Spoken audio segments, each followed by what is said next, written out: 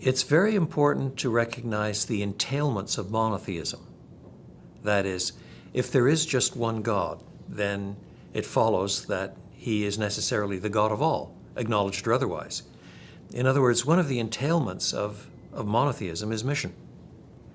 And that focuses not least in the God-man sent by the Father to bear our sins in his own body on the tree. He does not come for a different set of species, black human beings, yellow human beings, red human beings, white human beings, all dutifully ranked. Rather, there's an emphasis in the New Testament that God, precisely because he is the one God, is the God of all, whether recognized or not. That's one of Paul's great themes in the Athenian address in Acts chapter 17. It's part of his theological reasoning in our universal sinfulness in the opening chapters of Romans. And the ultimate anticipation is of a new heaven and a new earth where there are people from every language and tongue and people and nation. I'll never forget, my wife was in a Walmart with my daughter, my 5-year-old daughter, and there was an African-American lady, and my daughter blurts out loud, "Mom, why is she a different color than we are?" And the lady turned around, and so my wife is relaying the story to me, and I'm thinking, "Meredith, what did you say?" And Meredith said, "Well, I said, honey, God has made mankind to reflect his glory. He's made them in his image to reflect his glory. And God is so glorious that one color would not suffice. And so that's why God made people of various colors." And I was like, wow, well done. You know, God's heart beats for all the nations. He tells in John 10, the Jews of his day, that I have sheep that are not of this fold, and I must draw them also, so that there'll be one flock and one shepherd. And so in eternity, we know that what the kingdom is going to look like is there's going to be people from every tribe, tongue, and nation surrounding the throne of God, giving him praise. And so I think when we don't have a heart for all nations, then man, not only do we not understand the Imago Dei, but really we don't understand the gospel, and we don't understand God's heart and his mission for all the nations to know him. One of the most striking things about the Bible, from Genesis to Revelation, is the variety of people and people groups and ethnicities and cultures that are all there, whether they're being obedient or not. They're all there helping God to unfold his plan. Of course, his plan being his covenant promise to keep a people unto himself that comes from all those people.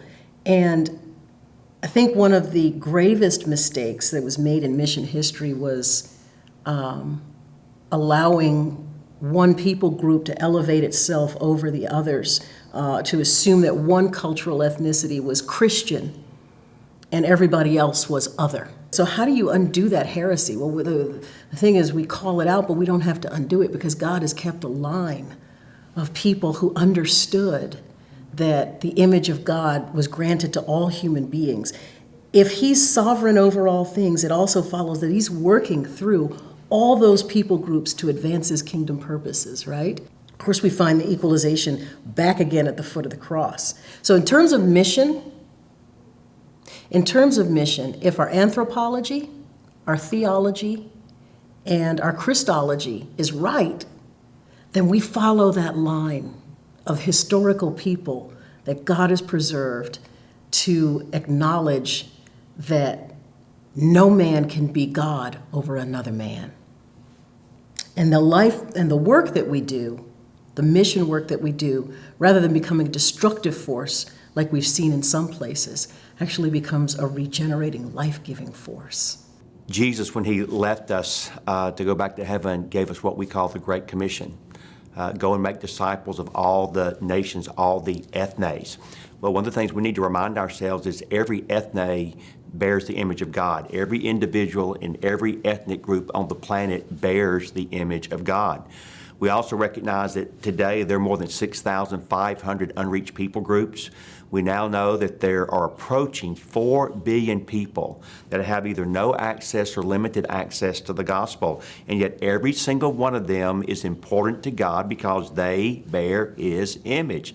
Furthermore, we know that Christ died for every tribe, tongue, people, and nation. So when you put together both anthropology and soteriology, we have a double mandate to be concerned about their eternal destiny, even to be concerned about their current status and situation. One of the things we've learned throughout history is where the gospel goes, not only are people's eternal destiny changed, but their level of livelihood is also raised almost without exception. And so there's a double blessing that we can bring to the nations, to every ethnic group, to every imager, if we pursue the Great Commission in the way I believe Christ intended it for us to.